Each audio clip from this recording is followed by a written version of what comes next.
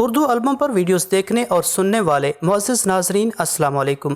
اس video میں آپ کو بتائیں گے کہ جب دو مسلمان غدار ملت عیسائی حکمران شاہ یروشلم اموری کی جھولی میں جا بیٹھے تو صلاح الدین ایوبی رحمۃ اللہ علیہ نے ایسی کون سی دانش مندانہ چال چلی کہ دشمن قطعی طور پر نہ سمجھ سکے اور ایوبی رحمۃ اللہ علیہ کے نرغے میں پھنس کر رہ گئے۔ ویڈیو شروع کرنے سے پہلے چینل کو سبسکرائب اور ویڈیو کو لائک کرنا بالکل مت بھولیے گا۔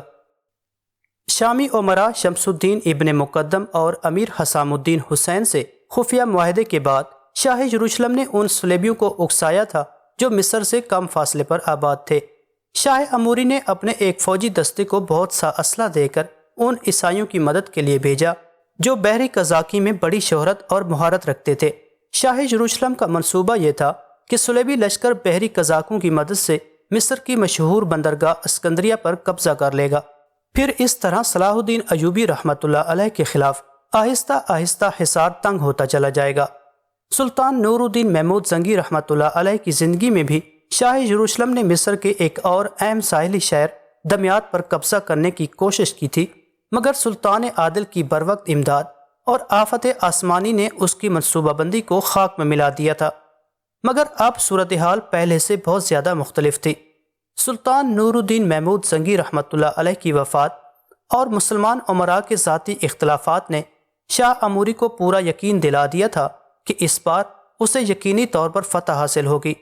صلاح الدین ایوبی رحمۃ اللہ علیہ طوفان برقوبات کی طرح قاہرہ پہنچے اور اپنی رفیقہ حیات کو قصر خلافت میں چھوڑ کر اسکندریہ کی طرف بڑھے۔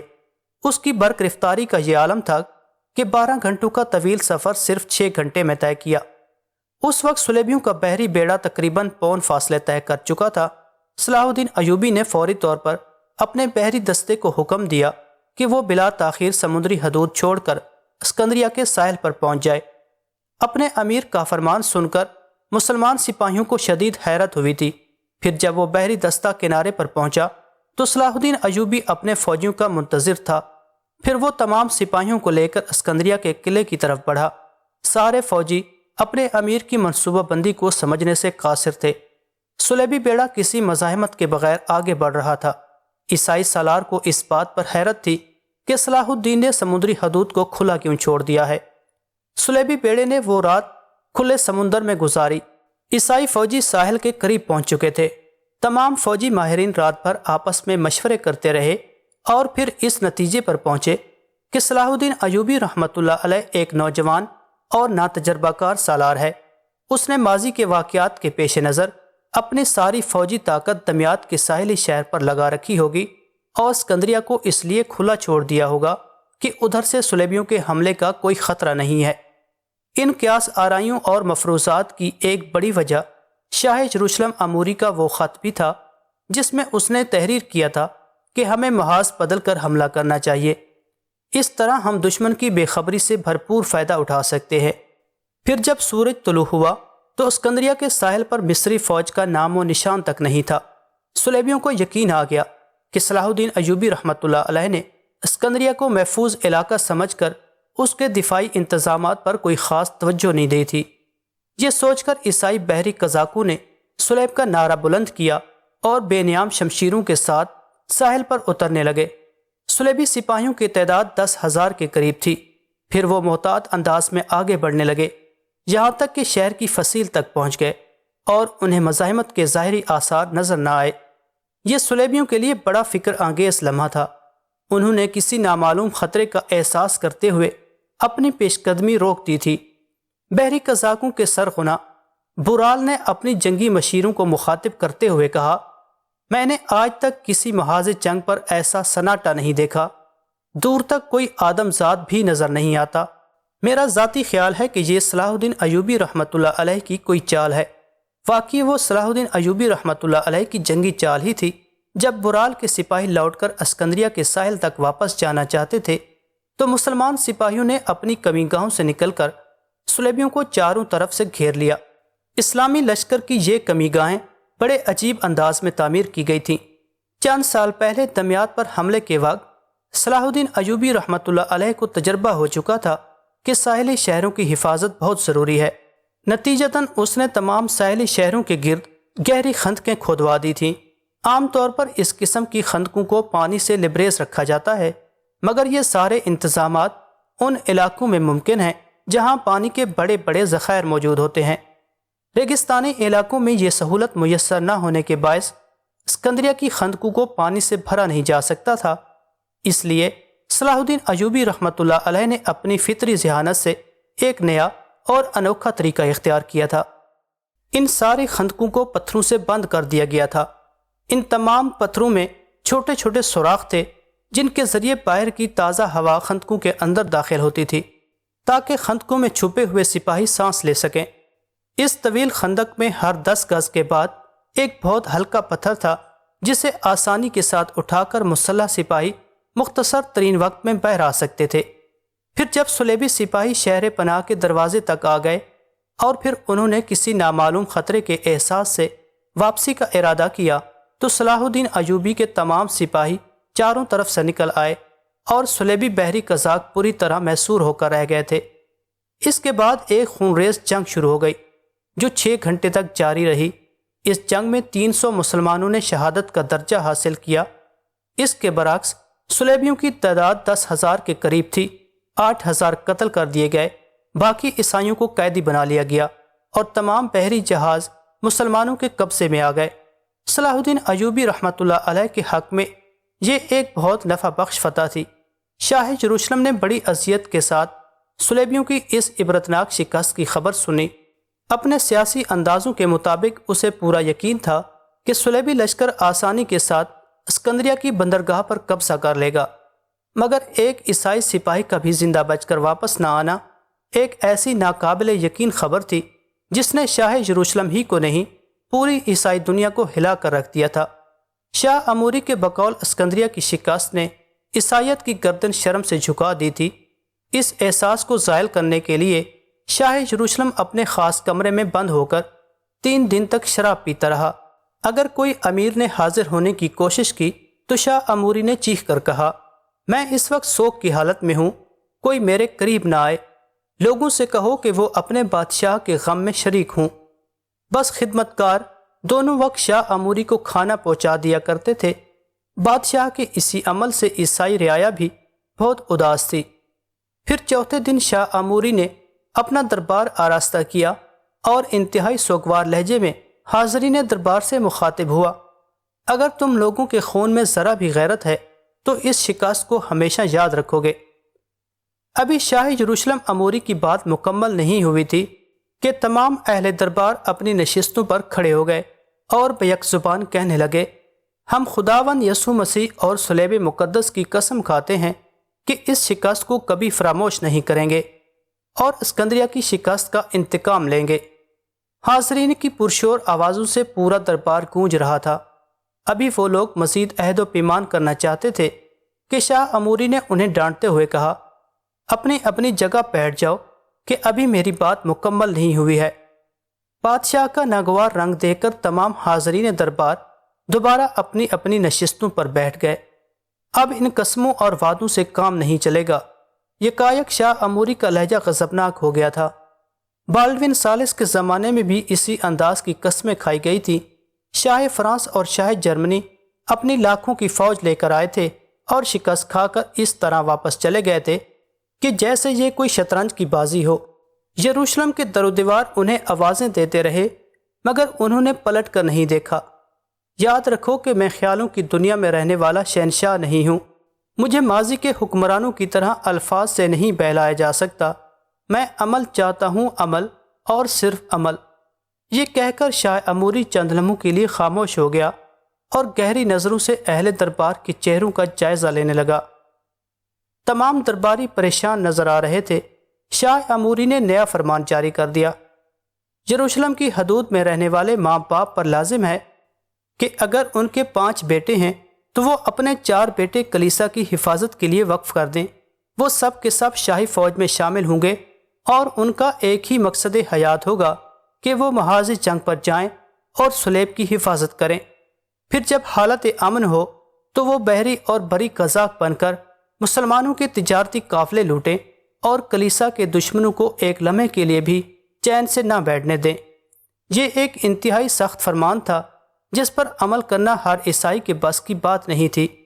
اپنے جوان بیٹوں کو کلیسا کے نام پر قربان کر دینا ایثار کی آخری منزل ہوتی ہے، جس سے گزرتے ہوئے بڑے بڑے بہادروں کے قدم ڈگمگا جاتے ہیں۔ چونکہ حاضرین میں زیادہ تر امراء اور سرمایہ دار حضرات تھے جو خود بھی عیش پرستانہ زندگی کے عادی تھے، اور ان کے جوان سال بیٹے بھی، اس لیے یروشلم کے آسودہ حال طبقے کو شاہ یروشلم کا یہ حکم بہت گراں گزرا تھا، مگر وہ مجبوراً اپنی سانس روک کے بیٹھے تھے۔ پھر ایک شخص اپنی نشست پر کھڑا ہوا اور اس نے کسی قدر اداس لہجے میں شاہ یروشلم اموری سے سوال کیا، اگر خداوند خدا کے حکم سے کسی ماں باپ کا صرف ایک ہی بیٹا ہو؟ شاہ یروشلم نے جواباً کہا، اس پر یہ قانون نافذ نہیں ہوتا۔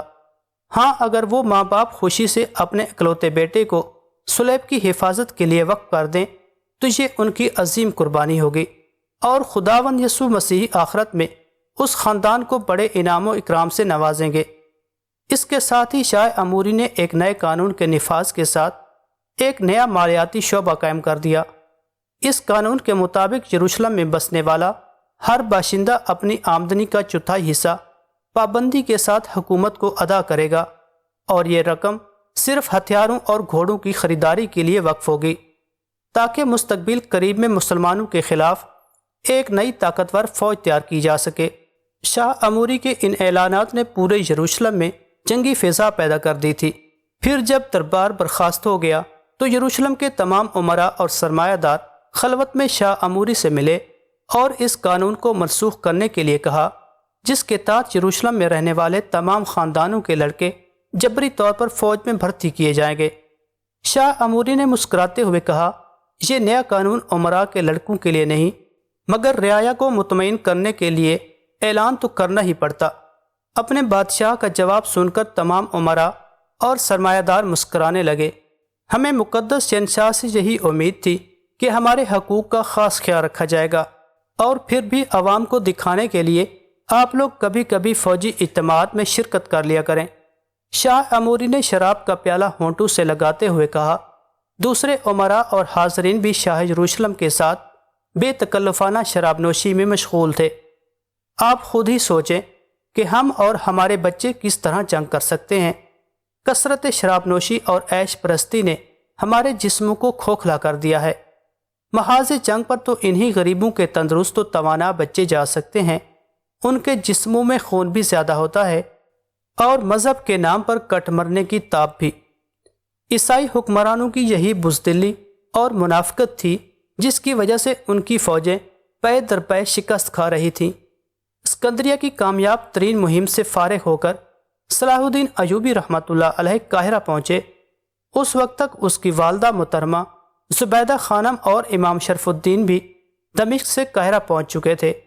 صلاح الدین ایوبی رحمۃ اللہ علیہ کو اسکندریہ پر حملے کی خبر سن کر بہت عجلت میں اپنی بیوی شمس النساء کے ہمراہ قاہرہ آنا پڑا تھا، اس لیے یہ دونوں بزرگ ہستیاں بعد میں روانہ ہوئی تھیں اور سست رفتاری کے ساتھ آرام دہ گاڑیوں میں قاہرہ پہنچی تھیں۔ صلاح الدین ایوبی رحمۃ اللہ علیہ سب سے پہلے والدہ کی خدمت میں حاضر ہوئے۔ زبیدہ خانم نے اسکندریہ کی فتح کے ساتھ بیٹے کو مزید فتوحات کی دعاؤں سے سرفراز کیا۔ پھر وہ اپنی بیوی شمس النساء سے ملا اور ایک قیمتی ہار شادی کے تحفے کے طور پر اپنے شریک حیات کو نظر کیا۔ مصر کے خزانے میں بہت سے نوادر موجود ہیں، مگر وہ سب رعایا کی امانت ہیں، صرف یہ ہار میری ذاتی کمائی کا نتیجہ ہے۔ شمس النساء نے بڑی حیرت سے اپنے اس شوہر کی طرف دیکھا جو ایک مالدار اسلامی ریاست کا سربراہ تھا۔ میں بیت المال سے جتنی رقم ذاتی خرچ کے لیے لیتا ہوں اس سے بس یہ ایک ہی ہار بن سکتا تھا۔ صلاح الدین ایوبی رحمۃ اللہ علیہ نے باوقار مگر محبت آمیز لہجے میں کہا، آپ ایک عظیم مجاہد کی بیٹی ہیں، اگر قبول کریں تو میں اسکندریہ کی اس فتح کو اپنی محبت کے تحفے کے طور پر پیش کرتا ہوں۔ شمس النساء نے ایک نظر شوہر کی طرف دیکھا اور شرما کر سر جھکا لیا۔ میں اس تحفے کو دل و جان سے قبول کرتی ہوں، مگر ابھی آپ پر بہت سے تحفے فرض ہیں، اور آخر میں تحفہ عظیم۔ بیوی کی بات سن کر صلاح الدین ایوبی رحمۃ اللہ علیہ کو حیرت ہوئی۔ پھر اس نے مسکراتے ہوئے اپنی شریک حیات سے پوچھا، تحفہ عظیم سے آپ کی کیا مراد ہے؟ وضاحت کریں۔ شمس النساء بھی مسکرانے لگی۔ اگر وضاحت کر دی جائے تو بات کا سارا حسن ختم ہو جاتا ہے۔ مزہ تو اس میں ہے کہ ادھر دل میں خیال گزرے اور ادھر ساتھی کو خبر ہو جائے۔ شمس النساء بہت پڑھی لکھی خاتون تھی اور اسے بات کرنے کا سلیقہ بھی آتا تھا، اس لیے صلاح الدین الجھ کر رہ گیا۔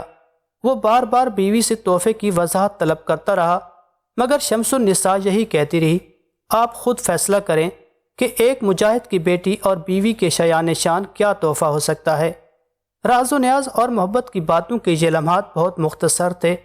اچانک صلاح الدین ایوبی رحمۃ اللہ علیہ کے جاسوسوں نے خبر دی کہ شمس الدین ابن مقدم اور امیر حسام الدین حسین نے شام کی خود مختاری کا اعلان کر دیا ہے۔ صلاح الدین کے وہم و گمان میں بھی نہیں تھا کہ یہ دونوں نمک حرام امیر اتنی جلد اپنی گردنوں سے سلطان عادل کا طوق غلامی اتار پھینکیں گے۔ صلاح الدین فوری طور پر امام شرف الدین کی خدمت میں حاضر ہوئے اور شیخ کو اس سنگین ترین صورتحال سے آگاہ کر کے ان سے مشورے کا طالب ہوئے۔ امام شرف الدین نے کسی تعامل کے بغیر شمس الدین ابن مقدم اور امیر حسام الدین پر لشکر کشی کا فتویٰ جاری کر دیا۔ ان دونوں سے یہاں تک جنگ کرو کہ ان کی سرکش و بغاوت کی آخری علامت تک مٹ جائے۔ اگر تم ان پر قابو پالو تو بلا در قتل کرا دینا، ورنہ خراب زمین سے خراب فصل ہی پھولتی رہے گی۔ صلاح الدین ایوبی نے فوری طور پر ایک بار گرفتار قاصد اپنے بڑے بھائی شمس الدولہ توران شاہ کی خدمت میں بھیجا، جو اس وقت یمن کا حاکم تھا۔ صلاح الدین نے اپنے خط میں تحریر کیا تھا، یمن کو اللہ کی حفاظت میں چھوڑو اور اپنی تمام فوج لے کر شام کی طرف بڑھو۔ اس کے بعد صلاح الدین نے مصر کا انتظام اپنے چھوٹے بھائی سیف الدین، ملک عادل اور سالار عبداللہ کرشی کے سپرد کیا اور نصف فوج لے کر شام کی طرف بڑھے۔